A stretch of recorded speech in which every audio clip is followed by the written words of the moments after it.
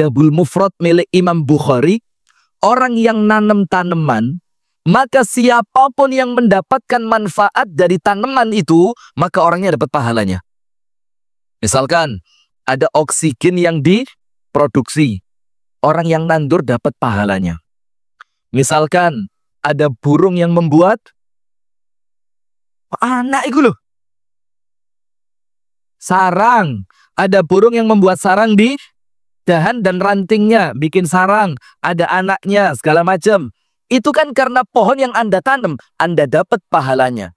Misalkan itu pohon menyerap air, akhirnya airnya menjadi sumber air, dan airnya diminum sama makhluknya Allah, Anda dapat pahalanya. Misalkan akarnya, itu akar yang akan menahan tanah supaya tidak longsor. Ternyata betul, karena tanaman Anda tanahnya tidak jadi longsor, Anda dapat pahalanya. Misalkan ada orang berteduh di bawahnya, misalkan ada orang memanfaatkan daunnya, rantingnya, kayunya, bahkan sampai buahnya.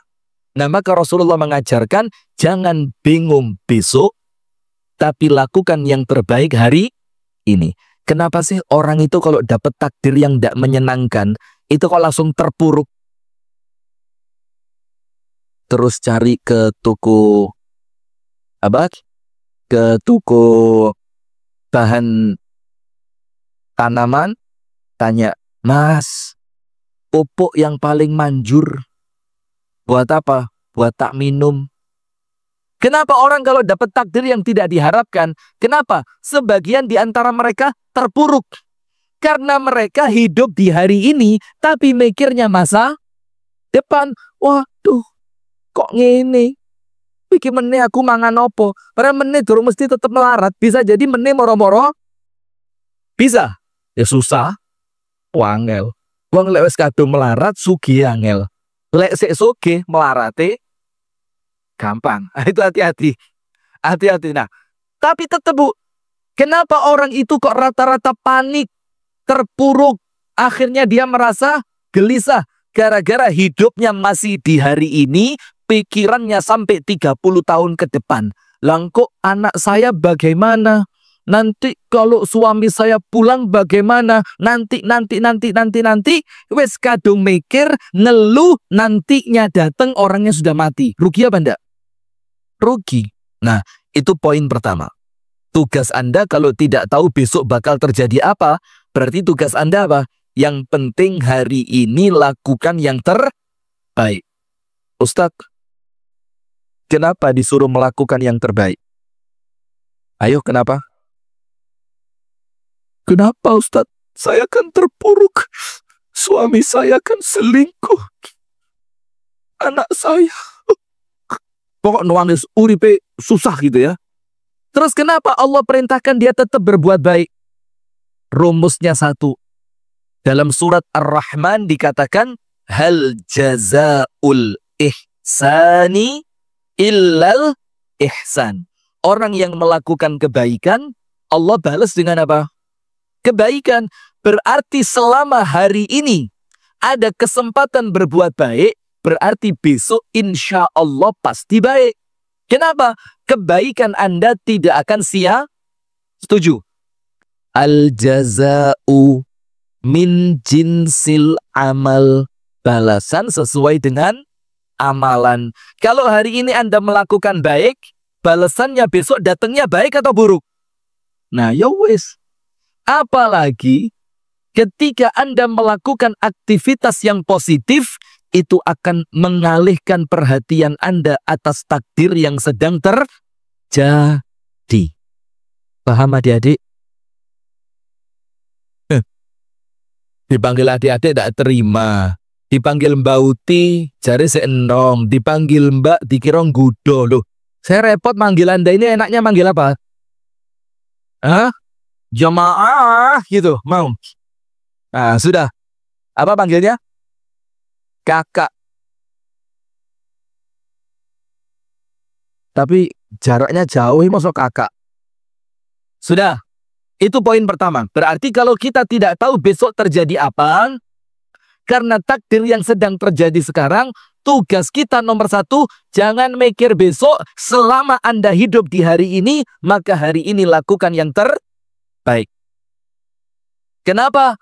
Karena kalau hari ini bisa baik, insya Allah besok balasannya pasti baik. Nomor dua, kalau saya tidak tahu besok bakal terjadi apa. Pengetahuan manusia terbatas. Tugas kedua apa? Husnudzon. Wis, jangan mikir yang jelek-jelek. Karena ada orang terlanjur mikir yang jelek-jelek, ternyata yang dia pikirkan gak terjadi. Maksudnya apa? Tiwas mikir jero-jero, tiba nih gak enek opo. Kesian kan? Wis kadung darahnya naik. Ya kalau ketolong, kalau tidak sempat ke dokter, darahnya naik, pembuluh darah di otaknya pecah, langsung masuk HVA, langsung kemudian di rumah sakit 3 hari, disiapkan kuburannya. Mau? Nah, maka jangan mikir yang jelek. Jangan mikir yang jelek. Husnudzon kepada Allah, baik sangka kepada Allah. Kenapa harus baik sangka? Bu, Allah itu maha baik. Allah itu maha baik. Bahkan Allah Ta'ala dengan ibu kandung kita, maaf ya, bukan membandingkan antara Allah dengan makhluk. Karena Allah tidak ada yang serupa dengan Allah sedikit pun, betul tak? Tapi orang paling sayang sama kita saat dunia siapa? Ibu, ya orang tua. Di antara bapak sama ibu, mana yang paling sayang sama kita? Ibu. Sekarang, anaknya sakit, ibunya tidak bisa tidur, malam-malam dipupuk, anaknya ngelilir, diambilkan air putih, disuruh minum, nanti badannya panas, kompres. Itu kan ibu. Sampai seorang ibu itu rela ketika ngelihat anaknya sakit, wis ojo sampean sing loroh mendingan. Betul tidak? Bapak lebih dari itu. Bapak itu kalau ngelihat anak sakit, saking gak tegone sampai ngalih. Nah kan? Ngeles. Ya apa ngeles? Saking gak tegone itu loh Bu. Ngalih. Tidur kamar sebelah. Betul Ustaz? Insya Allah sebentar lagi punya anak. Amin. Nanti terasa Ustaz. Bagaimana kita para ayah ini Ustaz. Sama anak itu Ustaz. Gini. Ibu-ibu ini. Sudah. Maka manusia paling sayang kepada kita itu kan ibu kita. Sekarang lihat. Nabi Muhammad mengatakan. Allahu arhamu bikum min hadhihi biwaladiha. Allah Ta'ala lebih penyayang kepada kalian. Lebih open kepada kalian. Lebih perhatian kepada kalian. Lebih tidak tega kepada kalian. Dibandingkan ibu kepada anaknya. Berarti Allah maha penyayang apa enggak? Maha penyayang. Sekarang perhatikan. Kalau ada Allah yang maha penyayang. Allah yang tidak pernah jahat. Allah yang tidak pernah nolak permintaan. Allah yang tidak pernah menginginkan kita celaka. Ternyata kita suudzon sama Allah. Benar atau salah? Kurang ajar apa enggak? Lawang zat yang luar biasa, maha perkasa, maha kuasa, maha baik, maha rahman, maha rahim. Lah kok Anda tega-teganya sampai suudzon? Selain itu Bu, kenapa kita perlu husnudzon kepada Allah? Karena Allah di dalam hadis qudsi sesuai dengan prasangka siapa? Hambanya. Sekarang kalau Anda kena sesuatu musibah yang itu merupakan takdir Anda, tapi Anda tidak harapkan, maaf ya, pas lagi sayang-sayangnya sama suaminya, Anda meninggal apa diambil orang? Emilio? Hah? Meninggal? Mungkin kok kuweren loh ya, karuan mati apa-apa wis timbang diambil. Dan kok rata-rata jawabannya sama ya? Karuan mati Mas Bos. Tak dungakno teman Mas, tak parani kuburanmu Mas. Jok khawatir. Nah, sekarang misalkan begitu, lagi sayang-sayangnya sama suami, ternyata Allah memberikan takdir, yang takdir itu mungkin di pandangan mata kita itu takdir yang tidak baik. Pas sayang-sayangnya suaminya meninggal.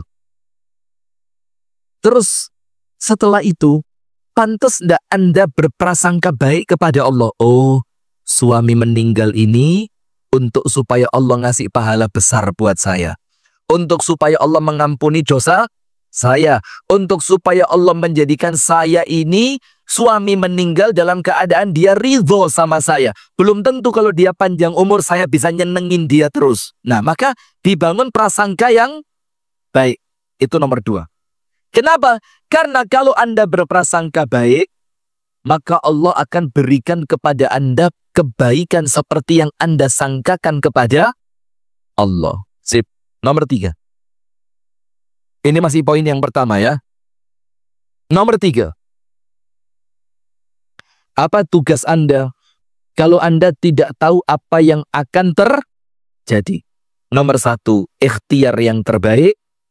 Tidak usah mikir besok, lakukan yang terbaik kapan? Sekarang atau hari ini. Yang kedua, berbaik sangka kepada Allah. Nomor 3 apa? Sabar. Nomor 3 apa? Sabar. Sekarang gini, Bu. Kalau setiap yang Anda inginkan oleh Allah diberi, jaluk opo ae dikasih, maka Anda tidak akan ngerti arti kata sabar itu, tidak ngerti Anda.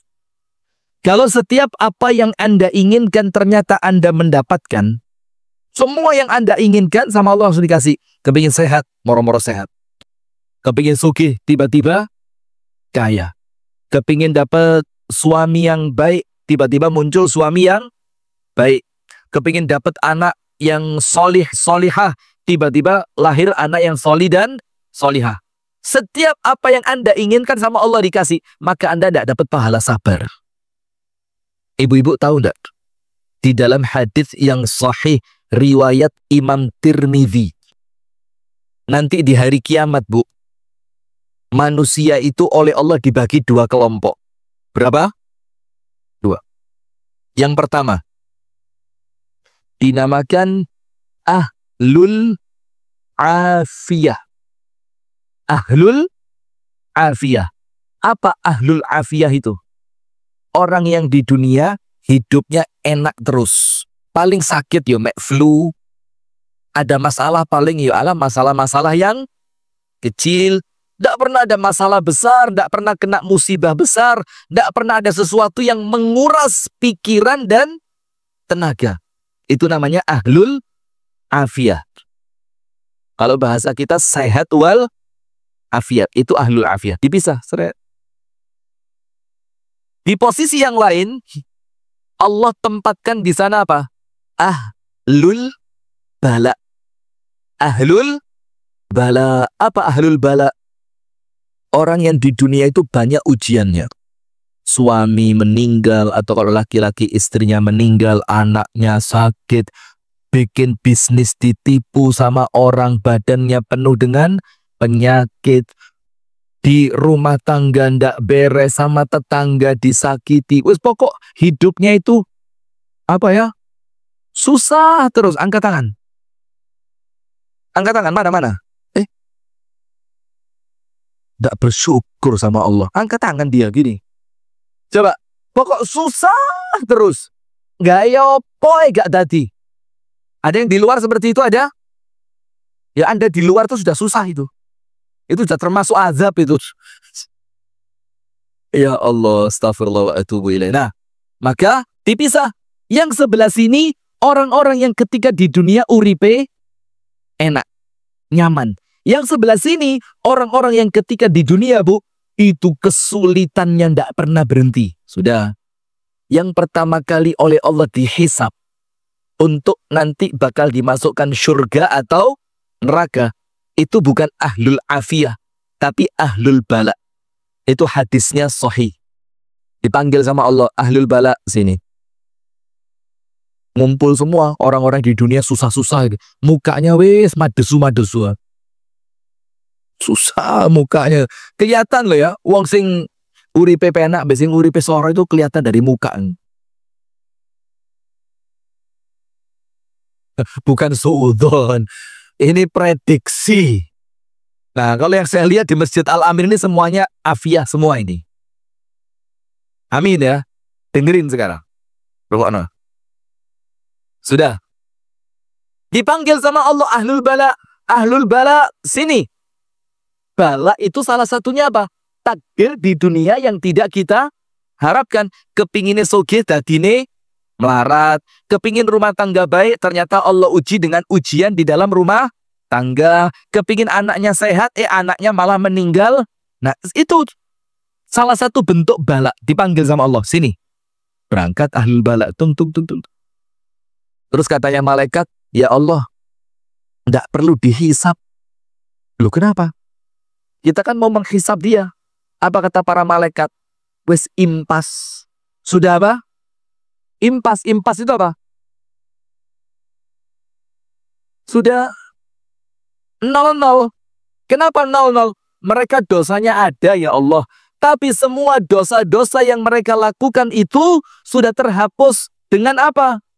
Dengan ujian-ujian yang mereka jalani, dengan musibah-musibah yang mereka terima, dengan takdir-takdir buruk yang mereka alami ketika mereka di dunia. Terus Allah bilang apa? Oh ya sudah, kalau gitu langsung geser, kirimkan mereka masuk surga. Ahlul bala. Ahlul afiyah ngelihat Anda ini ya. Amin kan tadi? Ahlul bala, ahlul afiyah ngelihat. Tanya sama malaikat, malaikat, itu mukanya susah-susah itu. Lah kok langsung masuk surga, kenapa? Katanya hisab, katanya mizan, katanya ngelewatin sirat. Lah kok mereka langsung? Apa kata malaikat? Tidak ada yang dihitung. Loh, kenapa tidak ada yang dihitung? Hidupnya waktu di dunia terlalu susah. Maka kesusahan yang mereka alami itu penghapus dari dosa-dosa yang mereka lakukan. Maka dengan itu oleh Allah mereka langsung dimasukkan ke dalam surga. Apa kata ahlul afiyah? Ahlul afiyah bilang, ya Allah, kalau saya tahu sebesar itu keutamaan untuk orang yang diuji ketika di dunia, maka ya Allah, kembalikan kami ke dunia, jadikan kami ahlul bala. Yang dulunya padahal mereka di dunia ahlul apa? Ahlul afiyah, uripe pena, omai api, duwi ake, awae seger, waras rumah tangganya ndak pernah ada, masalah anak-anaknya lucu-lucu, sehat-sehat, gena-gena, pinter-pinter, itu mereka minta kembali ke dunia hanya untuk apa? Dijadikan ahlul bala. Bahkan dikatakan dalam hadis ini sampai mereka ridho an yuqridha juluduhum bil maqaridil hadid. Sampai mereka itu ridho, ya Allah ndak apa-apa. Wes dikekno tangane begini, sisiren ya Allah pakai sisir besi, pisahkan antara tulang dan dagingku. Mereka ridho dioncei kulitnya pakai sisir besi, sakit apa enggak? Namun, tapi mereka ridho, tidak apa-apa. Yang penting saya bisa langsung masuk surga seperti ahlul bala. Kalau mereka sabar, sing sengsara, wis ahlul bala, gak sabar. Nah, maka tugas kita yang ketiga, Pak, sabar. Kenapa Ustadz harus sabar? Nomor 1, tulis. Kenapa harus sabar ketika mendapat takdir yang tidak diharapkan? Tulis, kenapa harus sabar? Perintahnya jelas ya. Tulis. Tulis. Paham bahasa Indonesia? Apa perlu saya terjemahkan pakai bahasa Rusia? Udah. Mampus. Sudah. Tulis. Ya, dia nggak bawa buku, apa? Nanti pinjam temennya. Kenapa harus sabar ketika terkena musibah? Nomor 1. Tulis. Oh, sudah. Ya. Nomor 1. Pertolongan Allah datang di balik kesabaran. Pertolongan Allah datang di balik kesabaran. Berarti kalau tidak sabar, pertolongannya datang atau tidak? Tidak. Itulah makna ayat Al-Quran. Innallaha ma'as sabirin. Allah bersama orang-orang yang sabar. Nah, kebersamaan Allah kepada orang yang sabar itu artinya apa? Apakah Allah ngikut gitu? Mas melok. Duk melok. Enggak. Kebersamaan di situ adalah kebersamaan pertolongan dari Allah. Dalam hadis dikatakan, ala wa innan nasra ma'as sabri. Kemenangan itu datangnya di balik kesabaran.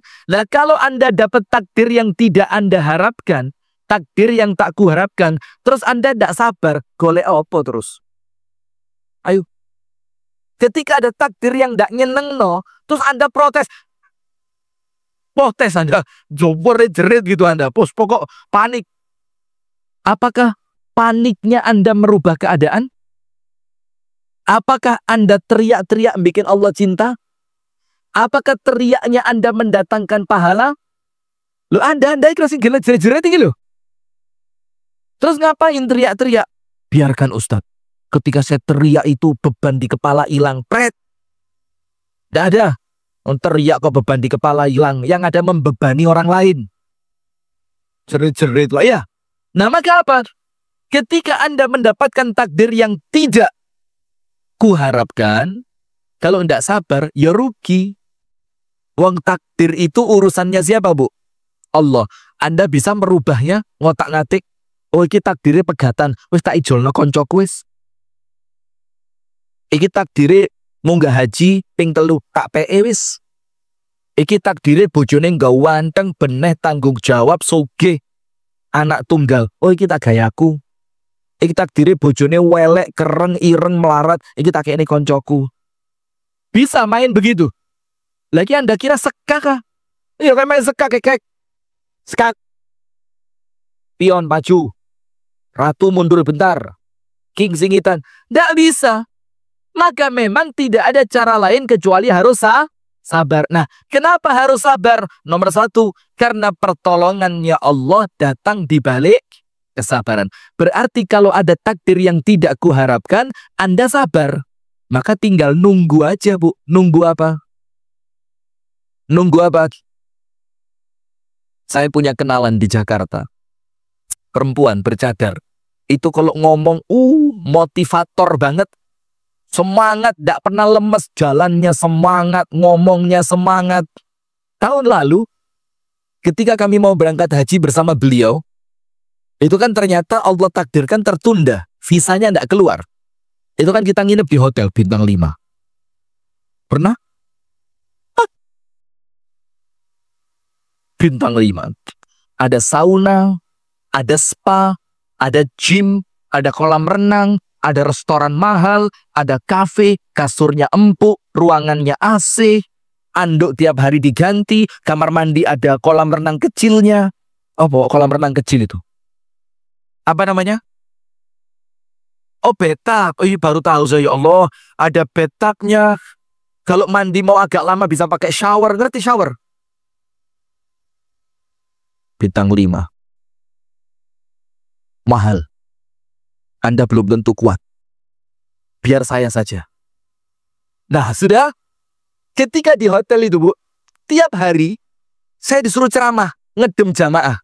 Saya bilang sama pemilik travelnya, materi ceramah saya sudah habis. Wong ceramah kok sedino ping 3 men, saya bilang. Jamaah podo maneh. Ini materi tidak boleh terulang. Akhirnya, udahlah Ustadz ceramah sembarang, udah. Itu yang di YouTube Ustadz keluarin semua. Saya bilang, wes metu kabeh. Sudah keluar semua. Sudah. Akhirnya beliau tadi yang perempuan tadi yang bercadar tadi, itu ngedem jamaah. Ngomongnya, Masya Allah. Diri. Ibu-ibu, bapak-bapak, masih semangat kan? Semangat dong. Gitu kan dia. Terus dia bilang gini, kita menunggu apa? Semua kan bilang, ya nunggu visa turun kan? Lawang visa furodanya tidak keluar-keluar, kita menunggu apa? Dia bilang, jawab dengan keras. Kita sedang menunggu janji baik untuk orang yang bersabar. Jamaah langsung, sabar maneh. Nah, tapi begitu, Bu. Karena kalau sekarang Anda bisa sabar, yakin besok pertolongannya Allah akan datang untuk orang yang kemarin bisa sabar. Saya kasih contoh. Tahun lalu nggak jadi berangkat haji. Ini contoh kecil aja. Bukan untuk apa, tapi untuk nyeneng hati saya sendiri. Nggak jadi di rumah syukuran, Bu. Tonggo teko kabeh. Tonggo teko saya salaman, ya doain ya mudah-mudahan selamat. Tonggo antusias, dulur-dulur sak batu teko kabeh. Ya Allah, umi saya bikin masakan prasmanan, semua makan. Mau pulang itu foto bareng sama Ustadz mau berangkat haji. Foto sih Ustadz, foto keluarga bareng, keluarga umi, keluarga abi. Balik.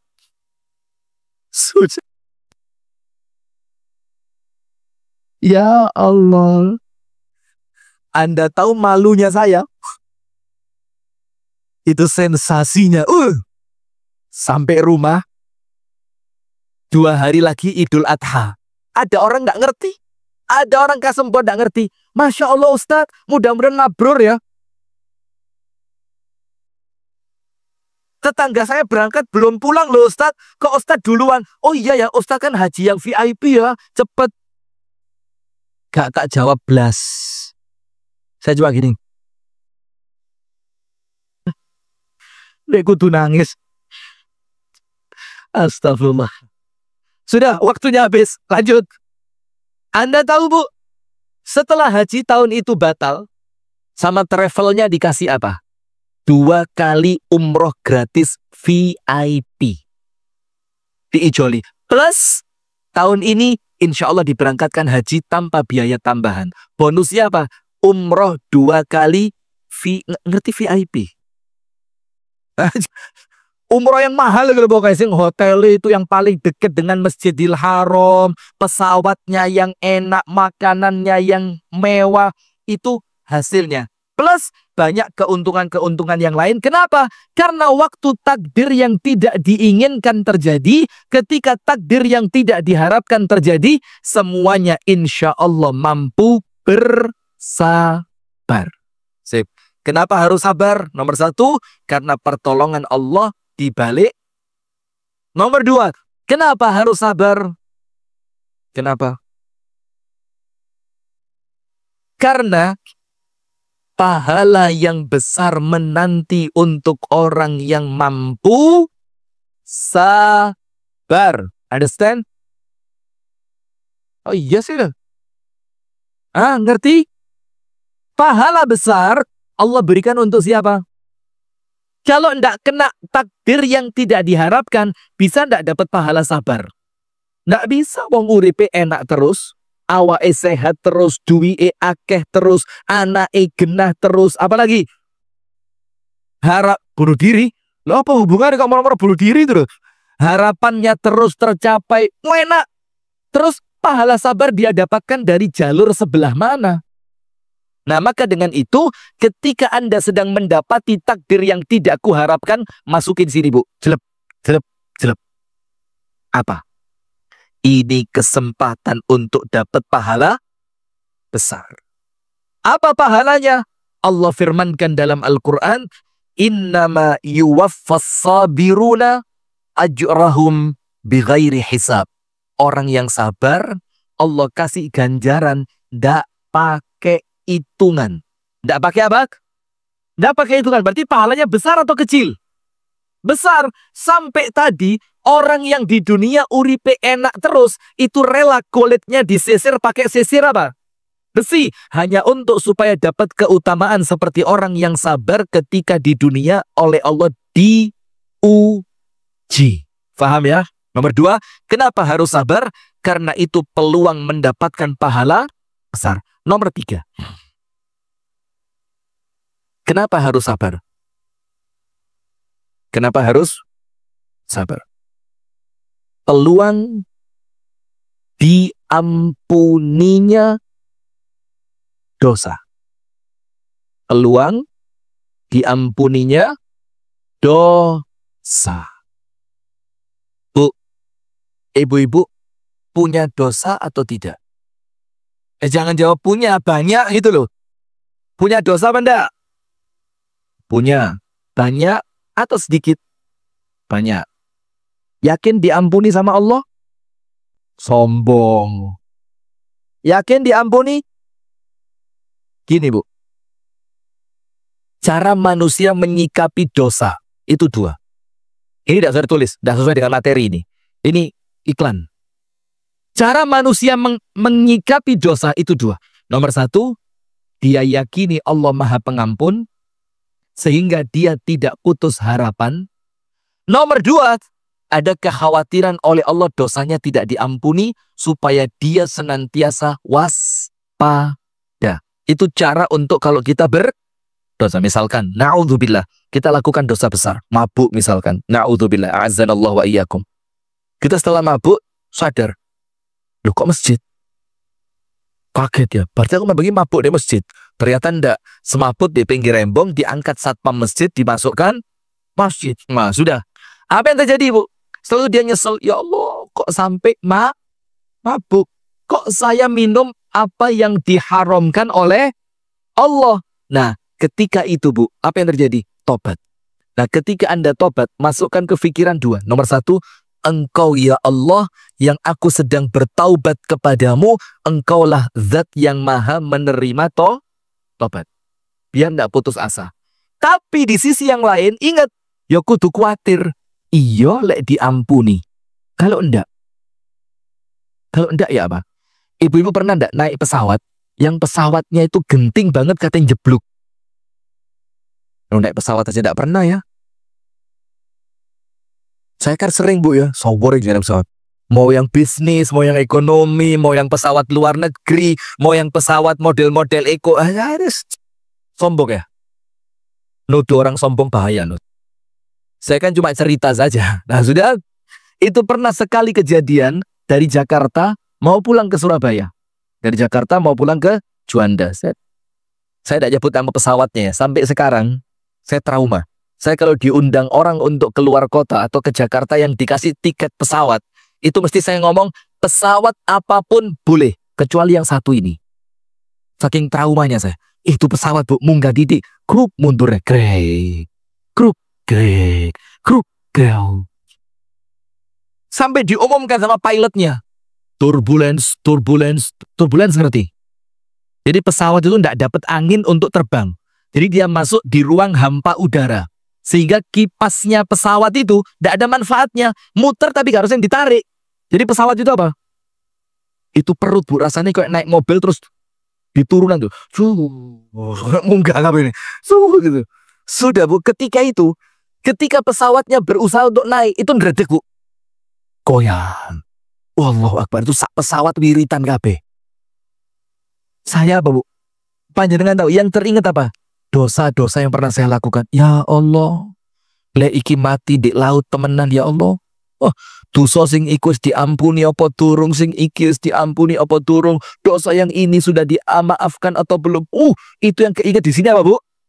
Dosa semua. Nah, maka dengan itu, ketika Anda sedang terkena takdir yang tak kuharapkan, Anda kan disuruh sabar tadi. Kenapa harus sabar? Karena yang ketiga, takdir yang tak kuharapkan itu kalau Anda bisa sabar, itu peluang untuk dosa Anda apa? Diampuni. Berarti perlu ndak ampunan dari Allah? Perlu. Berarti salah satu yang menjadi sebab Allah mengampuni dosa kita, itu apa? Ya musibah itu. Ya takdir yang tidak kuharapkan. Dalilnya begini. La yazalul bala'u bil mu'mini wal mu'minati. Terus Allah akan turunkan musibah. Untuk siapa? Orang beriman laki-laki maupun perempuan. Fi nafsihi wa malihi wa waladihi. Diuji lewat kesehatannya. Diuji lewat anak turunnya. Diuji lewat hartanya, rezekinya. Pokok diuji. Tujuannya apa? Yalqallah, sampai nanti kalau dia meninggal dunia, walaisa alaihi khati'ah, dia meninggal dalam keadaan tidak bawa dosa. Dosanya kemana?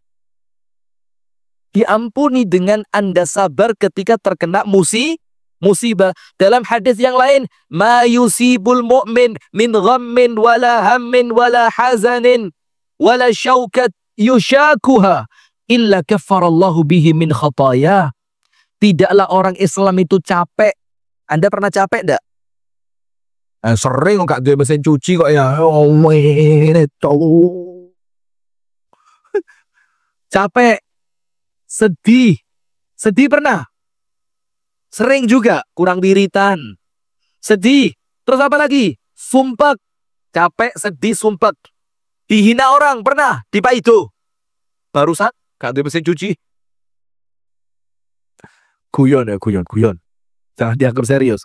dipaido orang, dicaci maki orang. Kemudian apa? Sampai pun seujung duri. Duri itu apa? Sebutir apa? Sepotong. Coklat. Apa duri itu apa? Ya salah. Pokok sampai pun duri yang menusuk ke kakinya. Apa Rasulullah katakan? Illa kafarallahu bihi min khataya. Kecuali dengan semua itu, dengan capeknya, sumpeknya, gelisahnya, sedihnya, sakit hatinya, sampai duri, itu Allah jadikan sebab dosa-dosanya dia diampuni. Faham gak, Bu? Nah, berarti kita perlu sabar. Kenapa harus sabar? 3. Berarti faham, Bu, ya? Kita ulang dari awal. Kalau ada takdir yang tidak kita harapkan. Nomor 1, masuk kenapa ke sini? Saya tidak tahu, Allah yang tahu. Pengetahuan kita atas apa yang akan terjadi terbatas. Boleh jadi dengan takdir ini, ke depannya Allah mau ngasih surprise. Surprise itu apa? Kejutan indah. Nah, kalau tidak tahu apa yang akan terjadi, apa yang harus kita lakukan? 3. Nomor 1, yang penting hari ini harus baik dulu. Lakukan yang terbaik yang bisa Anda lakukan pada saat ini. Nomor 2, baik sangka kepada siapa? Allah, karena Allah sesuai prasangka hambanya, karena Allah zat yang maha baik. Nomor 3, sabar. Pertanyaannya, kenapa harus sabar? Nomor 1, pertolongan Allah ada di balik kesabaran. Berarti kalau ke depannya pengen baik, hari ini harus apa dulu? Sabar. Kenapa harus sabar? Nomor 2, peluang dapat pahala yang besar. Nomor 3, kenapa harus sabar? Peluang dosa-dosanya diampuni. Kalau Anda ditolong sama Allah, dapat pahala besar, dosanya diampuni, tempat Anda surga atau neraka. Nah, berarti takdir yang tak kuharapkan itu bisa jadi baik. Bisa jadi apa? Baik. Barakallahu fikum. Itu yang dapat saya sampaikan. Mudah-mudahan bisa difahami, Bu, ya. Bisa difahami tidak? Lek gak bisa kebangetan. Sentuntuk kayak gini. Ya udah ceramahnya pelan-pelan. Yang di luar faham. Kenapa duduk luar? Ya Allah. Pengajian dek jopo arisan paling ngarep. Sudah, karena tempatnya tidak cukup ya.